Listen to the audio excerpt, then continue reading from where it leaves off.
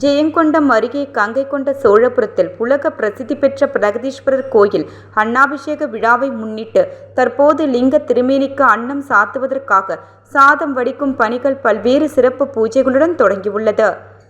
அரியலூர் மாவட்டம் ஜெயங்கொண்டம் அருகே கங்கை கொண்ட சோழபுரத்தில் மாமன்னன் ராஜேந்திர சோழனால் கட்டப்பட்ட பிரகதீஸ்வரர் கோவில் உள்ளது. கங்கை வரை படையெடுத்து கடாரத்தை வென்று அங்கு வெற்றி பெற்றதன் அடையாளமாக கங்கை கொண்ட சோழபுரம் என்னும் மாநகரை மாமன்னன் ராஜேந்திர சோழன் தலைநகரமாக கொண்டு உருவாக்கினார். அத்தோடு மட்டுமின்றி குறிப்பாக அந்த இடத்தில் விண்ணை முட்டும் அளவிற்கு வானுயர்ந்த கோபுரத்தை எழுப்பி பிரகதீஸ்வரர் கோவிலையும் மாமன்னன் ராஜேந்திர சோழன் கட்டினார். உலக பிரசித்தி பெற்ற இக்கோவிலில் தற்போது உலக பிரதான சின்னங்களில் ஒன்றாகவும் யுனெஸ்கோவால் பாதுகாக்கப்படும் உலக நாடுகளில் வியக்கும் அளவிற்கு கட்டிடக்கலைக்கு சான்றாகவும் இக்கோயில் திகழ்கிறது என்றால் அது மிகையல்ல. இப்படி பல்வேறு வரலாற்று சிறப்புமிக்க கங்கை கொண்ட சோழபுரம் பிரகதீஸ்வரர் கோவிலில் ஒவ்வொரு ஆண்டும் ஐப்பசி மாத பௌர்ணமி தினத்தன்று அன்னாபிஷேக விழா வெகு விமர்சையாக நடைபெறுவது வழக்கம்.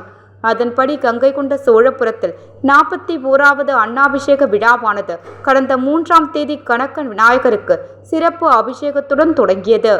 அதனைத் தொடர்ந்து பிரகதீஸ்வரர் மற்றும் அம்பாளுக்கு மகா அபிஷேகங்கள் நேற்று விமர்சையாக நடைபெற்றது.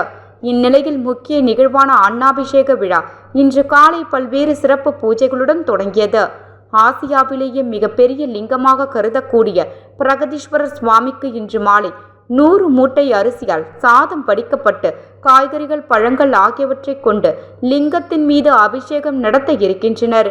அதற்காக வேண்டி தற்பொழுது அன்னம் வடிக்கும் பணிகள் தொடங்கியுள்ளது.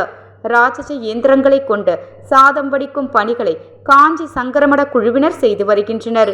வடிக்கப்பட்ட சாதங்கள் கூடை கூடையாக எடுத்து சென்று சுவாமிக்கு அலங்காரம் செய்ய உள்ளனர். குறிப்பாக இன்று மாலை சராசரியாக 6 மணியளவில் பிரகதீஸ்வரர் சுவாமிக்கு மகா தீபாரதனை காட்டப்பட்டு அன்ன அலங்காரத்தில் பக்தர்களுக்கு அருள்பாலிக்க உள்ளார்.